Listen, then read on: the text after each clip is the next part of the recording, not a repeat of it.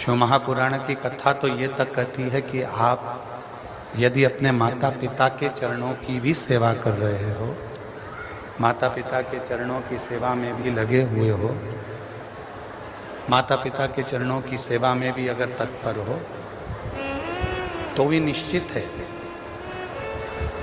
कि मुक्ति मिलना ही। जैसे पौंडलिक की कथा थी, पौंडलिक ने करा था। रुपेश, इसमें आवाज तो आई नहीं रही है।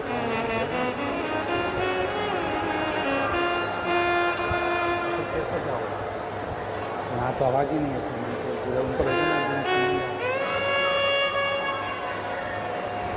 तो कैसे होगा?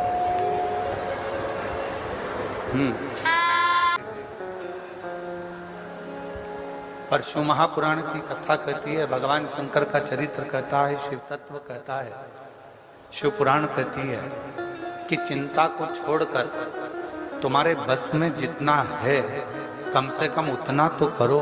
जब तुम्हारे बस में जितना होगा उतना भी तुम करोगे तो तुम्हारी चिंता धीरे धीरे मिटना प्रारंभ हो जाएगी और शिव की कृपा।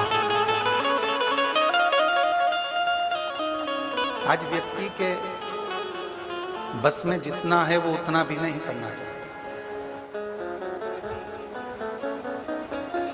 कई लोग ऐसे भी हैं संसार सागर में जो ये विचार करते रहते हैं कि जो करेगा वो ईश्वर करेगा, मुझे कुछ करना ही नहीं। कई लोग ऐसे हैं संसार सागर में जो विचार कर बैठे हैं कि मुझे कुछ नहीं करना, करेगा तो ईश्वर करेगा, जो करेगा वो परमात्मा करेगा, जो करेगा वो ईश्वर करेगा। तो ईश्वर कब करता है, भगवान कब साथ देता है? जब आप कुछ कर्म करो। और आप यदि कोई कर्म करोगे ही नहीं, कोई कर्म करना ही पसंद नहीं करोगे, तो ईश्वर कैसे साथ देगा? तेरे मंदिर में आना मेरा काम है और मेरी बिगड़ी बनाना तेरा। अब इन लाइन में आप खुद भी बोल कर देखिए। आप बोलो उसको, तेरे मंदिर में आना मेरा काम है और मेरी बिगड़ी बनाना तेरा काम है।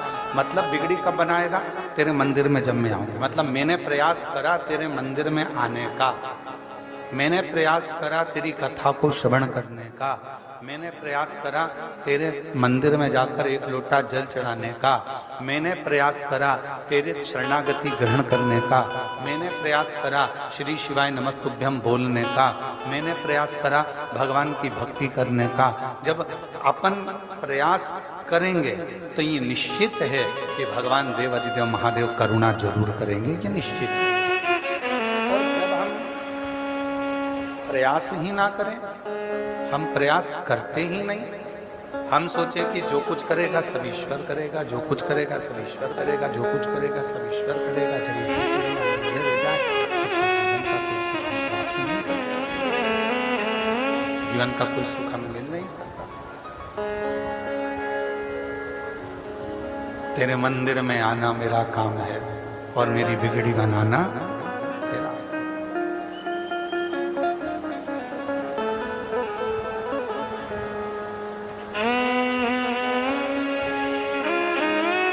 तुम रुका जी कर चंचुला। जितना मनुष्य के बस में होता है उतना यदि मनुष्य अपना कर्म करते हैं, जितना मनुष्य के बस में,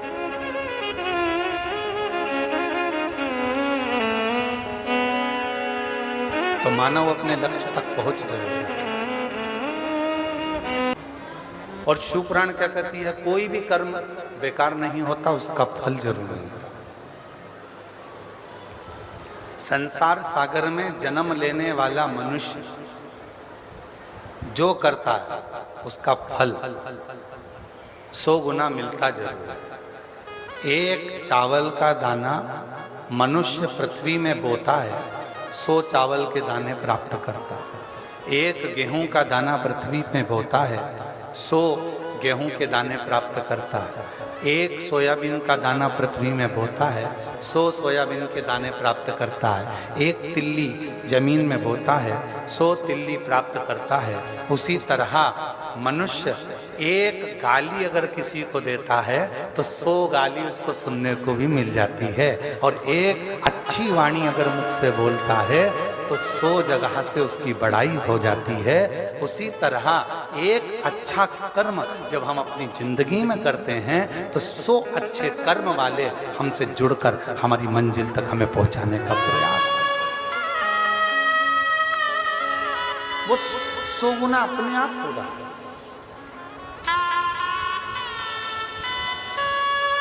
उसको करा नहीं जा रहा है, वो अपने आप ही हो रहा है। और मैंने तेरे भरोसे बाबा, तेरे भरोसे हवा चढ़ती जाए बाबा, डोर है तो छठी नाम कटी जाएगी। भोले मैं तेरी पतंग, मैं तेरी पतंग हवा में उड़ती जाएगी बाबा, डोर है तो छठी नाम कटी जाएगी। एक कर्म अच्छा करिए, 100 कर्म अपने आप अच्छे होने लगेंगे। एक काम अच्छा करिए, 100 काम अच्छे।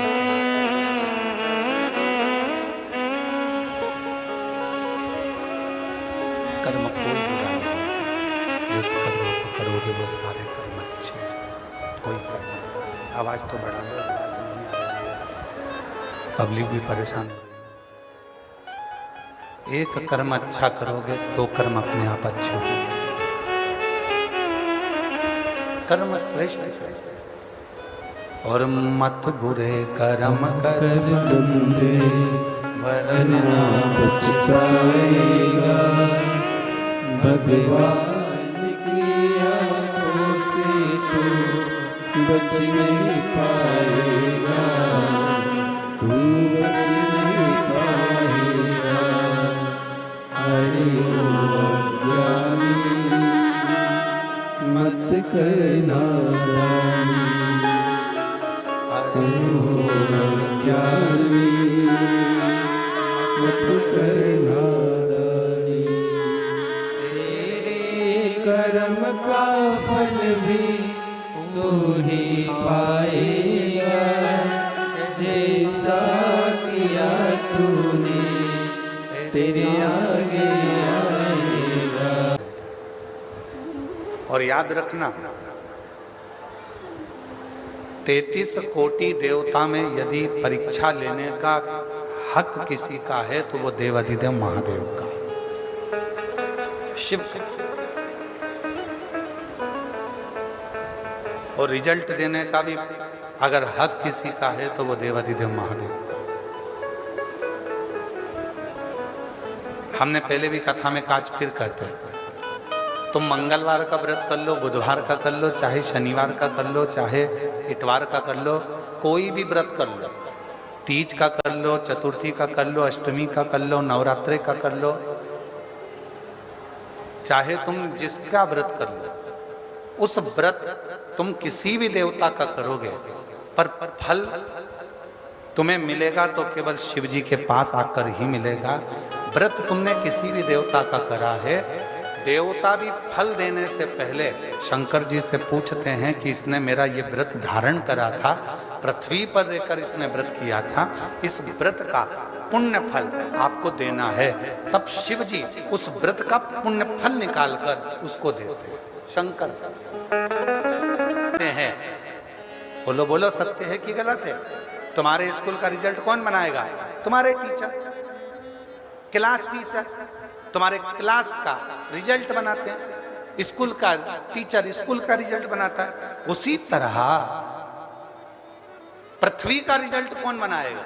इस पृथ्वी पर जन्म लेने वाले जितने भी जीव हैं, जलचर हैं, थलचर हैं, वायुचर हैं, जितने भी जीव हैं, मनुष्य हैं, संसार के ये मानव, संत, साधु, सन्यासी, तपस्वी, साधक, उपासक, बैरागी, त्यागी, जितने भी संसार में जन्म लेने वाला, चाहे साधारण सा साधारण, कोई गरीब बड़ा भी है, कोई अमीर भी है, कोई कैसा भी है, इन सब का रिजल्ट अगर कोई बनाएगा तो आखिरी में देवादिदेव महादेव ही बनाएंगे कि इसने कितना भजन करा, कितना पुण्य करा, कितना सत्कर्म करा, कितनी कीर्ति, कितना भजन, कितना कीर्तन, क्या करा इसने, आखिरी का रिजल्ट वही बनाएगा, कोई दूसरा नहीं बना।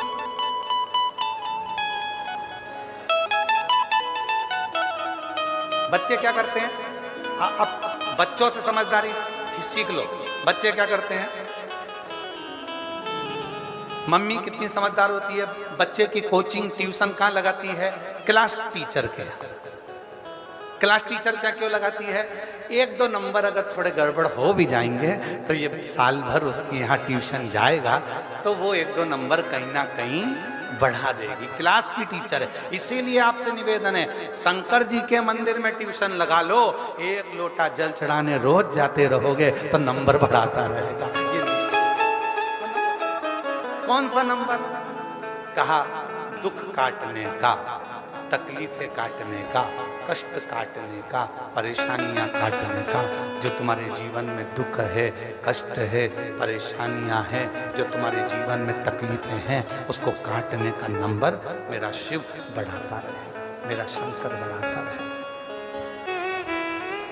कई लोग कहते हैं हम शिव जी के भरोसे, हम भी शिव जी के भरोसे, पर कर्म तो करना पड़ेगा ना। सब शिव के भरोसे तो मना नहीं है, परंतु थोड़ा वो तो जब कोई कह रहा है कि बाहर निकल जाओ, निकल जाओ, चल दो, अपने को आगे बढ़ाओ। शिव तत्व का त्रिकारी की परीक्षा ले ली। केवट के सामने भगवान शंकर प्रकट हो गए। केवट, त्रिकारी, गजब, तेरी भक्ति मुझे पसंद है। त्रिकारी,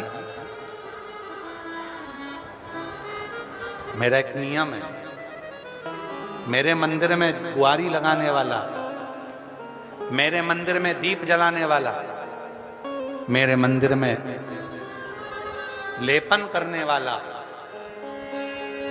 और मेरे निर्माल्य को विसर्जन करने वाला कभी भी भटकता नहीं है, उसकी मंजिल तक मैं पहुंचा कर रहा हूं।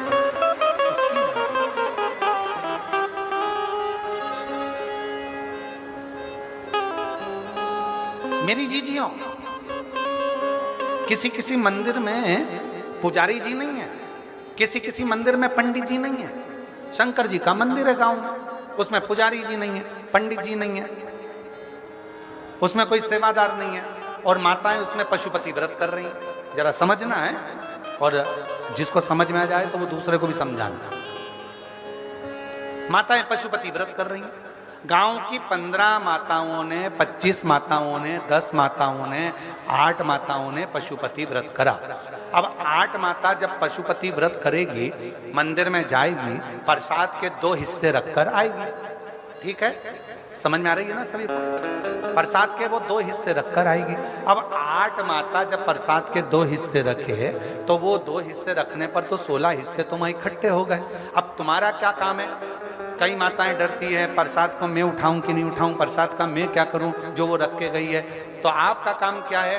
आप अगर पशुपति व्रत नहीं कर रही हो, आपका यदि पशुपति व्रत नहीं है तो एक बर्तन लेकर जाओ, उसमें प्रसाद को इकट्ठा करो और छोटे छोटे बच्चों को बड़े प्रेम से उस प्रसाद को आरती के बाद शाम को वितरण करो।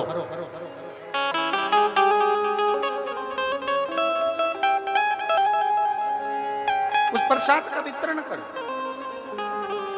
बच्चों को नहीं दे सकते तो गौ माता को, गौ माता को नहीं दे सकते कोई जीव को, पर उस प्रसाद को एकत्रित करना और उस प्रसाद को ले जाकर किसी को दे देना, मुख में आ जाना। और ये नहीं है कि गुरुजी वो दूसरे के पशुपति व्रत का प्रसाद मैं खा सकती हूँ कि नहीं खा सकती, तुम्हारा व्रत थोड़ी ना है, तुम्हारा उसने तो शिव जी को दिया है ना, उस भाग को तुम वितरण कर सकते हो बाबा से कहकर, बाबा ये भक्तों के लिए प्रसाद छोड़ कर गए हैं, आपके भक्तों के लिए है, देना।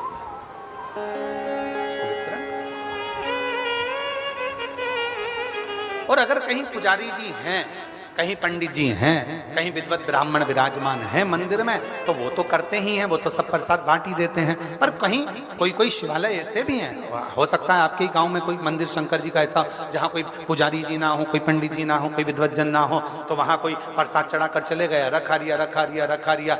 आपका फर्ज है, आप आए हो दर्शन करने के लिए, किसी को बांट सकते। आपका यदि पशुपति व्रत नहीं है तो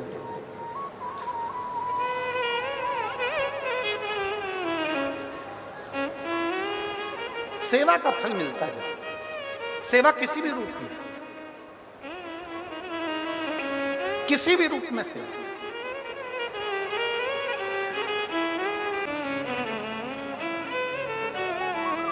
शिव जी को जल सोने के लोटे से चढ़ाया जाता है, चांदी के लोटे से चढ़ाया जाता है, तांबे के लोटे से चढ़ाया जाता है, पीतल के लोटे से चढ़ाया जाता है, स्टील के लोटे से चढ़ाया जाता है, कांसे के लोटे से चढ़ाया जाता है, हीरे के लोटे से चढ़ाया जाता है, पन्ना के लोटे से चढ़ाया जाता है। काय के लोटे से शंकर भगवान जल को स्वीकार करते हैं। जम के बोले, जम के जम के जम के तांबे के लोटे से शिव जल को स्वीकार। क्यों भैया? चांदी क्या शिव स्वीकार नहीं करते? सोना क्या शिव स्वीकार नहीं करते? हीरे जवाहरात ये सब क्या शिव स्वीकार नहीं करते? तो तांबे से भगवान शंकर का ऐसा कौन सा मेल है? तांबे से 33 कोटि देवता का ऐसा कैसा मेल है? तांबे से भगवान नारायण का ऐसा क्या प्रेम है? तांबे के लोटे से, तांबे के पात्र से, तांबे के कलश से, तांबे के बर्तन से भगवान का इतना प्रेम कैसे हो गया? आखिर ताम्र का पात्र ही भगवान को प्रीत क्यों? 33 कोटि देवता को तांबे का बर्तन ही क्यों अच्छा लगता है? स्टील क्यों नहीं अच्छा लगता? सोना क्यों नहीं अच्छा लगता? चांदी क्यों नहीं अच्छी लगती? कांसा क्यों नहीं अच्छा लगता? पीतल क्यों नहीं अच्छा लगता? उनको सोना ही क्यों भाता? उसको तांबा ही क्यों भाता? तांबे की मूलता क्या? और ये प्रश्न केवल एक नहीं है, ये प्रश्न कई लोगों का कि भगवान को तांबे का लोटा, तांबे का पात्र, तांबे का बर्तन, शिव को, राम को, कृष्ण को, भगवान को। अब दुनिया के लोग चांदी का प्रयोग करने लगे, चांदी का लोटा होना, चांदी का ये होना, चांदी का वो होना। अब थोड़ा सा अपना अपना भाव है, हम बोलेंगे तो लोगों को थोड़ी काली मिर्ची लग जाती है, इसलिए हम बोलते हैं।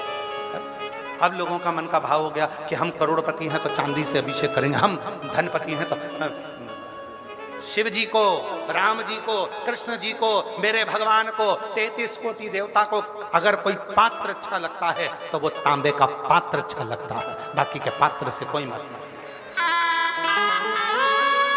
और वो भी क्यों लगता है? किस लिए लगता है? उस तांबे के पात्र में ऐसी क्या प्रीत है?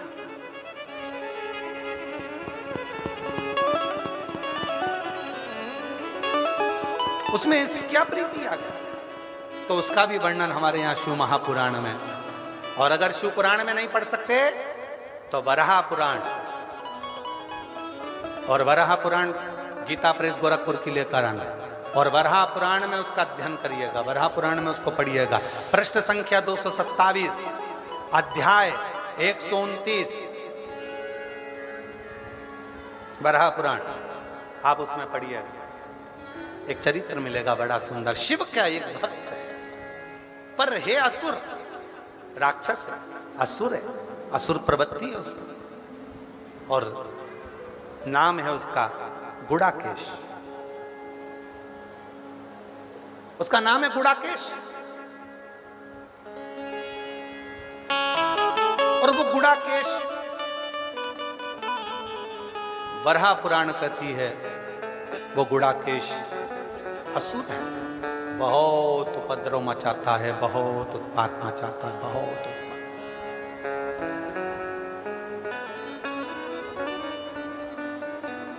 थोड़ा ध्यान दीजिएगा।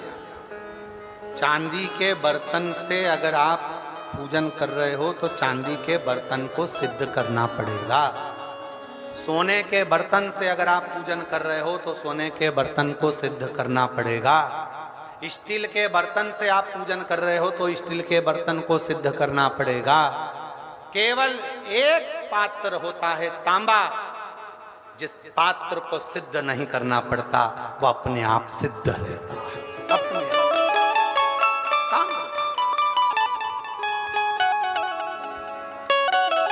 पुराण कर रही है, शिव पुराण वर्णन कर रही है। एक गुड़ाकेश नाम का असुर है, बहुत उपद्रवी है, बहुत उपद्रवी। कहीं पर भजन ना होने दे, सत्संग ना होने दे, स्मरण ना होने दे, पुण्य कार्य ना होने दे। एक पथिक को वो गुड़ाकेश असुर त्राण दे रहा है।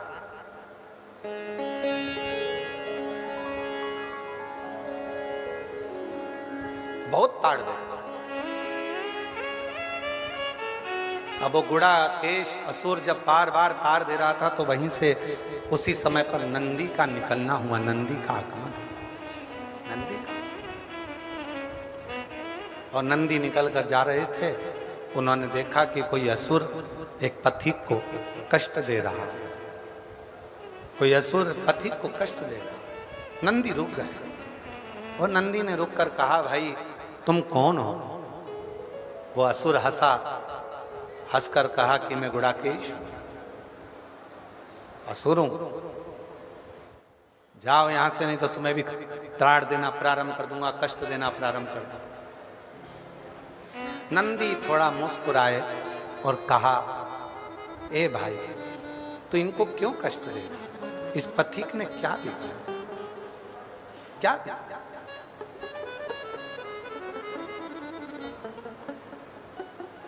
इस पथिक ने तेरा कुछ बिगाड़ा है जो तू उसको कष्ट दे रहा है? दुनिया में ऐसे कई लोग ऐसे हैं जो किसी को पहचानते नहीं हैं, एक आध बार मिले भी नहीं हैं, उसको जानते भी नहीं हैं, पर किसी ने एक कमेंट्स बुरा कर दिया, बुरा लिख दिया और उसने फिर कमेंट्स में बुरा लिखना प्रारंभ कर दिया। तो उससे मिला था क्या?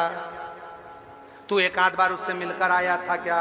नहीं मिला, फिर कमेंट्स क्यों कर रहा है? जब हम उसे पहचानते ही नहीं, हम उससे मिले ही नहीं, उसका स्वभाव ही नहीं जाना, उसका व्यवहार ही नहीं जाना, और किसी ने निंदा करी और तुमने निंदा करना प्रारंभ कर दी।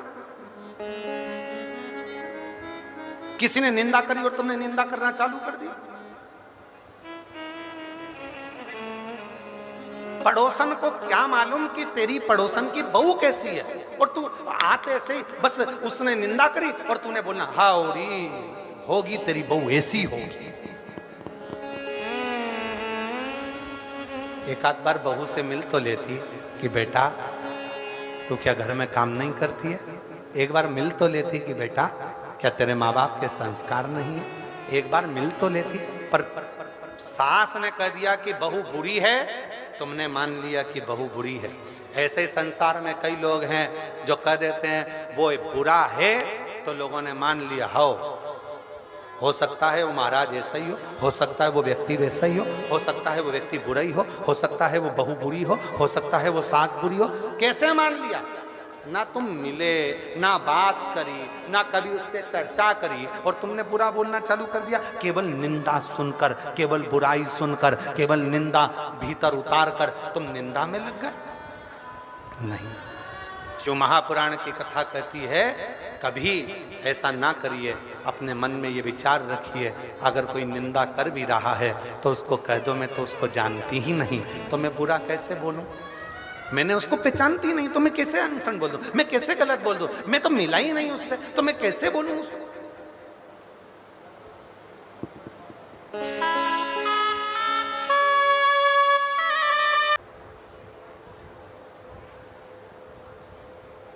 जब किसी व्यक्ति की बहुत बड़ाई होने लगती है, किसी बहू की, किसी सास की, किसी बेटे की, किसी बेटी की, किसी पति की, किसी भाई की, किसी बहन की, किसी माता की, किसी पिता की, किसी साधु की, किसी सन्यासी की, किसी तपस्वी की, किसी साधक की, किसी उपासक की जब बड़ाई होने लगती है तो उसके जो साथ वाले हैं उनको लगने लगता है कि अब तो हमारी दाल गलने वाली है।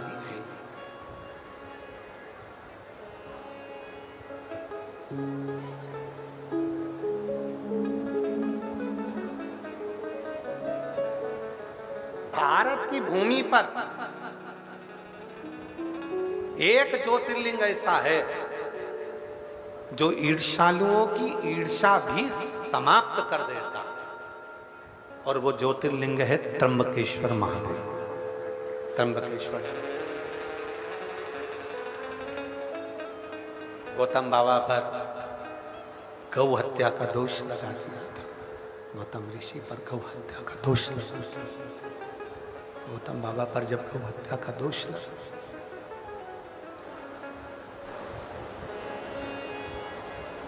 और लगाने वाले कोई दूसरे नहीं थे, लगाने वाला कोई दूसरा नहीं है।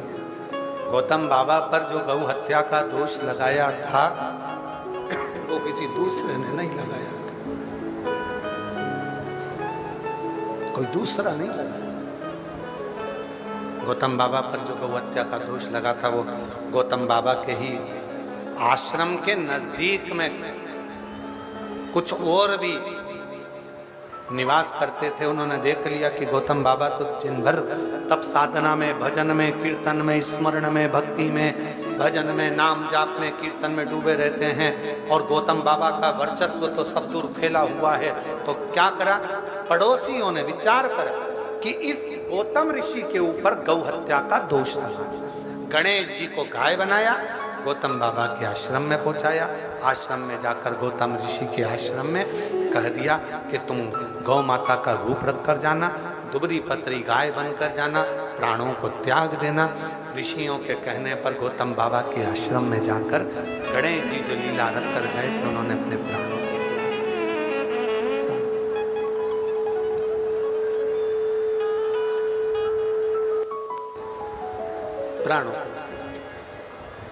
सबने मिलकर गौतम बाबा पर गौ हत्या का दोष लगा।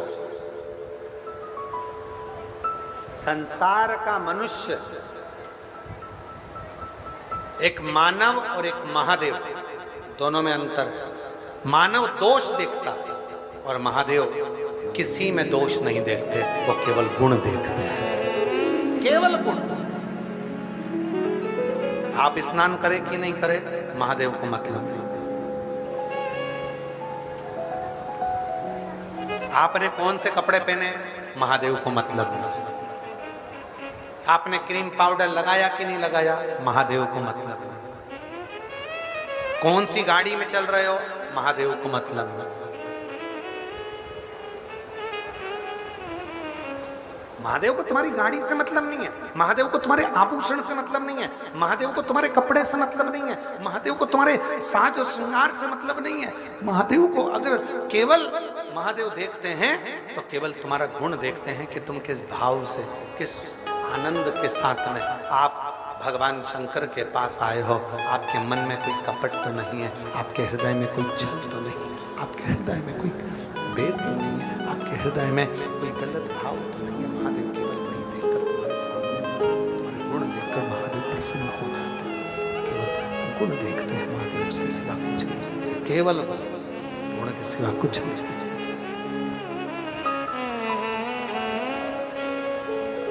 वो दोष देख रहे हैं, वो गुण देख रहे हैं। दुनिया का काम है वो दोष देखना। दुनिया केवल जब भी मिलेंगे वो केवल दोष देखेंगे, गुण नहीं देखेंगे, केवल दोष देखेंगे, केवल दोष देखेंगे। साउंड वाले भैया कुछ अच्छा कर सकोगे?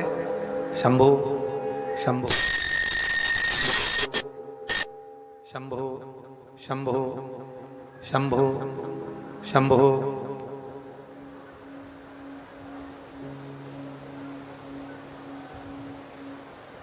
वो केवल दोष देखते हैं, दोष कैसे? दुनिया दोष देखती है, मेरा महादेव दोष नहीं देखता। मेरा महादेव दोष नहीं, मेरा महादेव केवल देखेगा तो गुण ही देखेगा, केवल गुण, उसके सिवा कुछ नहीं।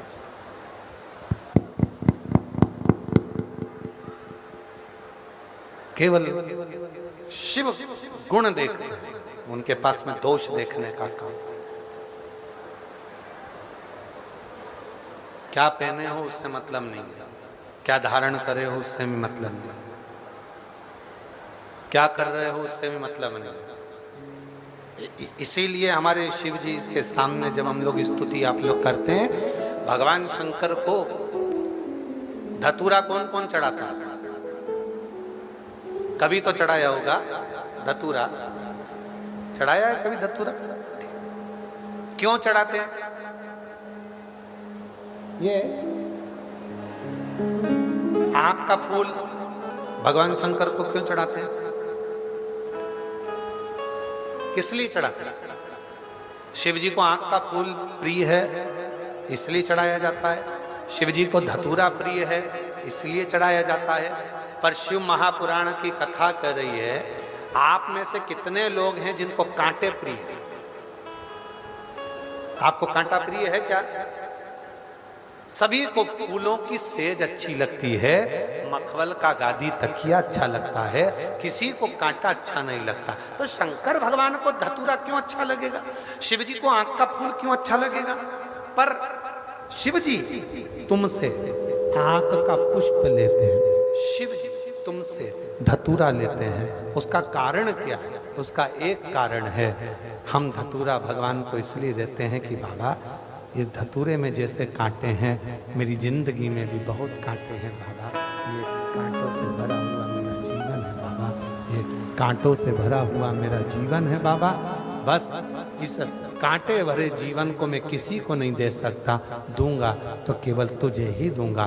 कड़वाहट से भरे हुए जीवन को मैं किसको दूंगा बाबा? दूंगा तो केवल तुझको दूंगा।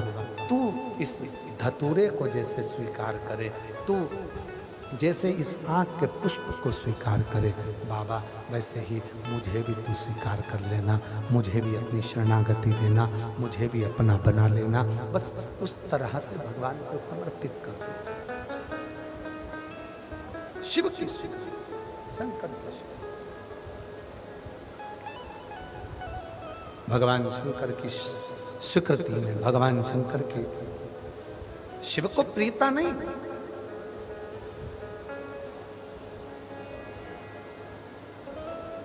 गुड़ाकेश को भगवान शंकर ने लगा दिया नारायण की सेवा में। भगवान इंद्र को लग रहा है कि कहीं ये मेरा सिंहासन नहीं मंगले।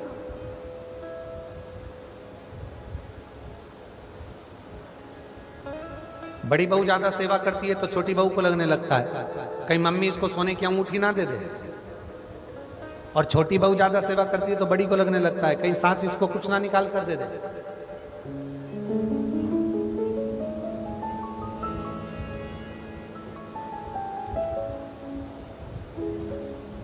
भगवान से प्रार्थना करना, बाबा सास किसी को भी सोना दे, सास किसी को भी चांदी दे, पर इतनी कृपा करना कि सास का आशीर्वाद हमारे ऊपर बनाकर रखना। वो सोना किसी को भी दे, चांदी किसी को भी दे, धन किसी को भी दे, अंबारिया किसी को भी दे, किसी को भी बेबाव दे दे, किसी को भी चांदी दे दे, किसी को भी सोना दे दे, पर उसका आशीर्वाद हमारे ऊपर बना रहे। हमें धन से मतलब, हमें चांदी से मतलब, हमें सोने से मतलब, हमें तो केवल उसका आशीर्वाद चाहिए, केवल आशीर्वाद।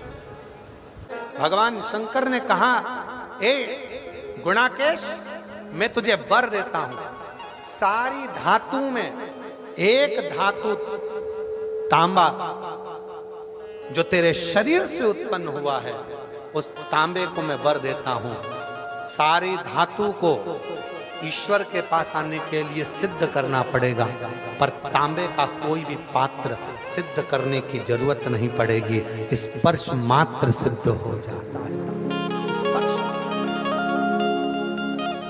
कई लोग कहते गुरुजी भगवान शंकर को किस पात्र से जल चढ़ाए? भगवान शंकर को कौन सा पात्र दिया जाए? शिव जी को किस पात्र से जल चढ़ाना चाहिए?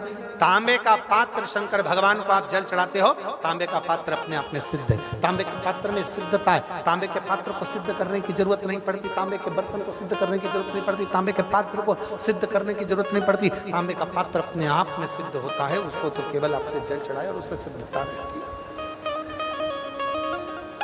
सिद्धता कितना सुंदर कहा है शिव पुराण के अंदर महाराज।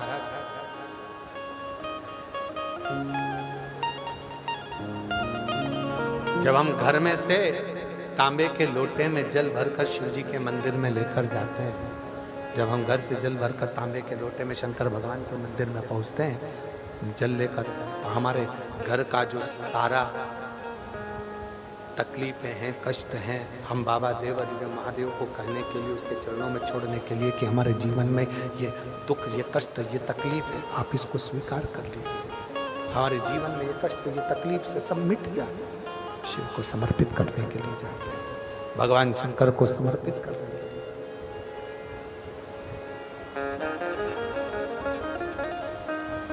और मैंने तेरे भरोसे बाबा, तेरे भरोसे आवाज़ उड़ती जावागी बाबा, डोर है तो छठी नाम कटी जावागी।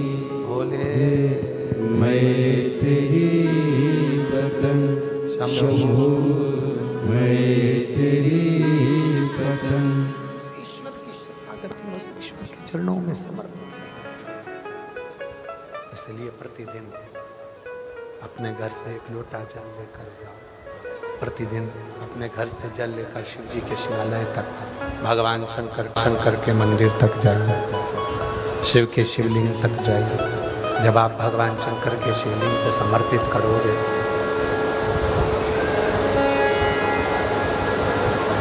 जब चल ही नहीं रहा है तो काहे बोलवा लिया भाई। शिव के शिवलिंग को समर्पित करने के लिए जाए, भगवान शंकर के शिवलिंग को समर्पित करने के लिए जाए। हमारे भीतर का जो दोष है, हमारे भीतर का जो विकार है, हमारे भीतर का जो कष्ट है, हमारे भीतर की जो तकलीफें हैं, वो हम शिव की शरणागति में पहुंचकर समाप्त कर देते हैं। भगवान शंकर की शरणागति में पहुंचकर समाप्त कर देते। शिव शरणागति, शंकर की शरणागति। महाराज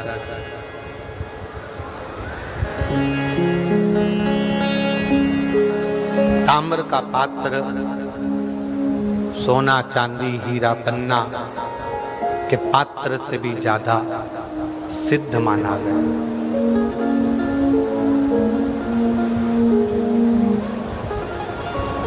33 कोटि देवता की पूजन में, 33 कोटि देवता की साधना में ताम्र पात्र होना जरूरी है। तांबे का पात्र 33 कोटि। ऐसी पवित्र आनंदमय कथा आगे वर्णन आया है। माँ जगत जननी जगदम्बा पार्वती शिव जी के साथ में रहती, सुंदर श्री गणेश जी महाराज का प्रागट्य हुआ है। आनंदमय भगवान श्री गणेश जी पधार रहे हैं। जोरदार ताली बजाकर स्वागत करिए। भगवान शिव और पार्वती भगवान श्री गणेश जी महाराज आ रहे हैं। जोरदार ताली बजाकर उनका स्वागत, वंदन, अभिनंदन। आज कथा का चतुर्थ दिवस यहाँ पूर्ण हुआ है और 3 दिन की कथा और है। बड़े भाव से श्रवण कर अपने जीवन को सार्थक करें। भगवान साउंड वालों को सद्बुद्धि दे और शिव कृपा, भगवान शंकर की कृपा आप सब पर बनी रहे। ये भाव रखते हुए आज कथा का चतुर्थ दिवस यहाँ विराम देता है। श्री शिवाय नमस्ते। हर हर महादेव।